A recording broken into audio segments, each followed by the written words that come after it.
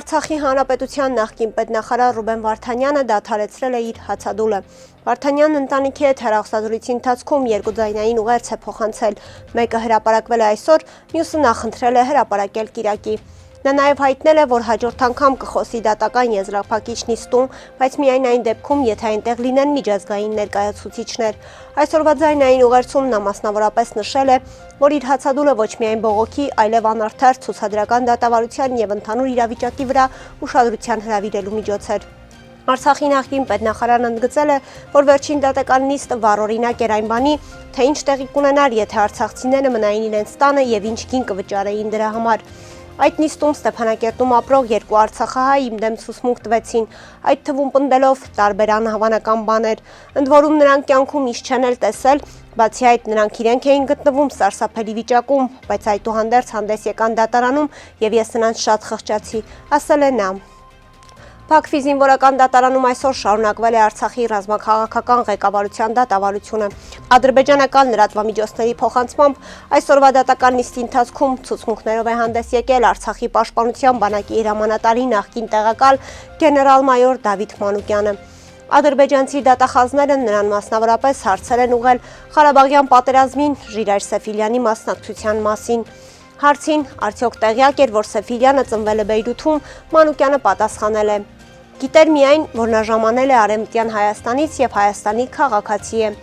Նշենք, որ հայ պատանների դատավարությունը Բաքվում շարունակվում է փակ դռների հետևում, միայն ադրբեջանական պետական ու պետության կողմից վերահսկվող լրատվամիջոցների ներկայությամբ։ Ռուբեն Վարդանյանը հայտարարել է, որ այսօր Բաքվում ցուցմունք է տալիս Արցախի նախկին նախագահ Արայիկ Հարությունյանը, իսկ Արցախի լեգիտիմ նախագահը գտնվում է Հայաստանում։ Դա հավատացեք մեծապես փոխում է իրավիճակն ու այն խոսքերի կշիռը, որոնք այստեղ ասվում են նախկին նախագահի կողմից, ասել է նա եւ ընդգծել զարմացած է Հայաստանի ներկայիս ղեկավարության արցախցիների նկատմամբ ատելության խորությունից։ Արցախը կորցնելով առաջիկա տարիներին մենք կկորցնենք նաև Հայաստանը, եթե արմատապես չփոխենք մեր վերաբերմունքն այնպիսի հասկացությունների նկատմամբ, թե ինչ է էլիտան, իշխանությունը, պետությունը եւ թե ով պետք է մեզ ղեկավարի։ Վստահ եմ, որ մեր ժողովրդի մեջ մենք ունենք առողջ ուժեր եւ որ այս ծանր ճգնաժամը մենք հաղթահարելու ենք, ինչպես որ արել ենք բազմաթիվ անգամներ մեր պատմության ընթացքում եւ կարողանալու ենք ոչ միայն պարզապես ապրել, այլ արժանապատիվ ապրել մեր հայրենիքում,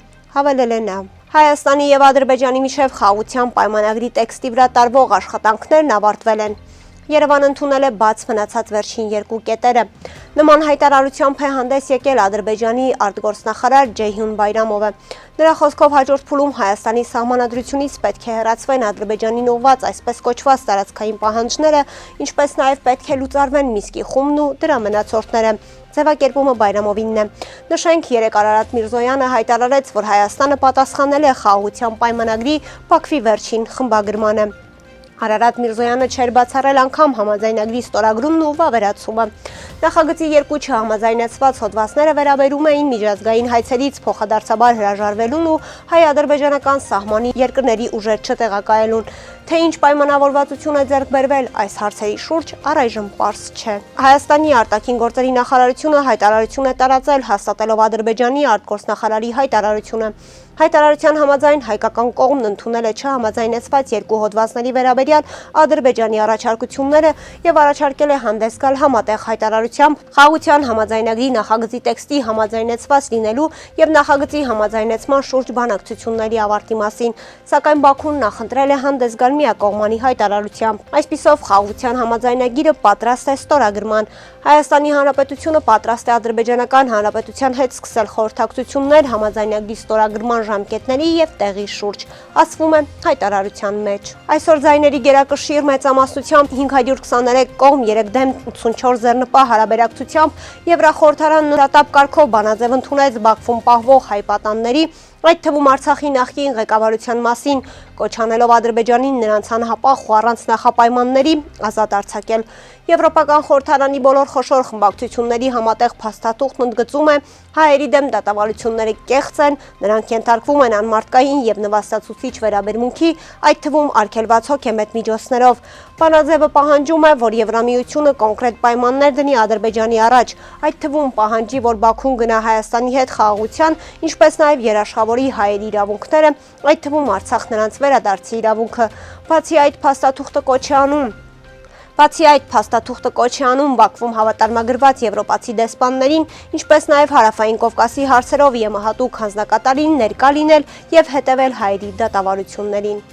Նիկոլ Փաշինյանը նախորդին, այսպես ասած, իրական Հայաստանի գաղափարախոսության նախագծի քննարկումների ժամանակ հայտնել է, որ սահմանադրության նոր տեքստը կունենա նաև տարածաշրջանային նշանակություն։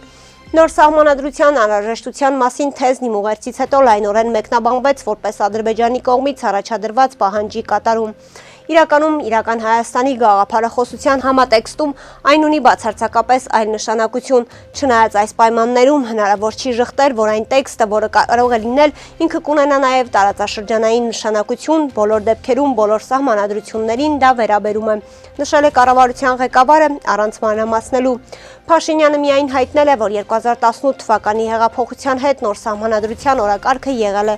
Խորհրդարանական ընդդիմության համոզմամբ Փաշինյանի հայտարարությունը ոչ այլ ինչ է, քան ուղիղ խոստովանություն, որ երկրի մայր օրենքը վարչապետ ցանկանում է փոխել Ադրբեջանի պահանջով։ Պետական բյուջեի հաշվին Հայաստան այցելած թուրքական լրատվամիջոցների ներկայացուցիչները ծանոթացել են Մատենադարանի հայկական ձեռագրերին, հայկական գորգագործության, ժառանգությանը, գինեգործության եւ կոնյակագործության ավանդույթներին։ Այս մասին տեղեկանում ենք Փաշինյանի աշխատակազմի հանրային կապերի եւ տեղեկատվության կենտրոնի տնօրեն Գործ Արուկյանի Facebook-յան էջից։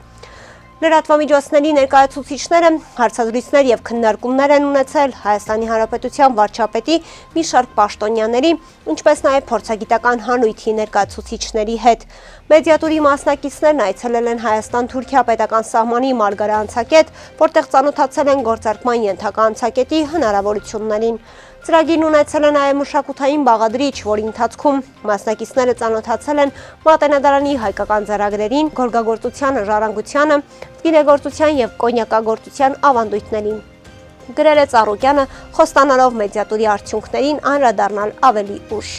Շամշյանքոմի փոխանցմամբ ավտովթար է տեղի ունեցել Արարատի մարզում ժամը 19:30-ի սահմաններում Երևան-Երասխ ավտոճանապարհի 45 կիլոմետր հատվածում փախվել են Nissan Magnishի եւ Ford Focus Magnishի ավտոմեքենաները։ Վթարի հետևանքով 8 հոգի մարմնական վնասվածքներով տեղափոխվել են 2-ը Արարատ բժշկական կենտրոն, 5-ը Վեդի բժշկական կենտրոն եւ 1-ը Երևանի հիվանդանոցներից մեկը։ Վիրավորներին առաջինը օգնության են հասել քաղաքացիները եւ օպերատիվորեն բժիշկները, ովքեր վիրավորներին մինչեւ հիվանդանոց տեղափոխելը տեղում առաջին բուժօգնություն են ցուցաբերել։ Վթարի փաստով Վեդի քննչական բաժնում նախաձեռնվել է քրեական վարույթ, որտեղ էլ պարզվում են վարորդների եւ վիրավորների ինքնությունը։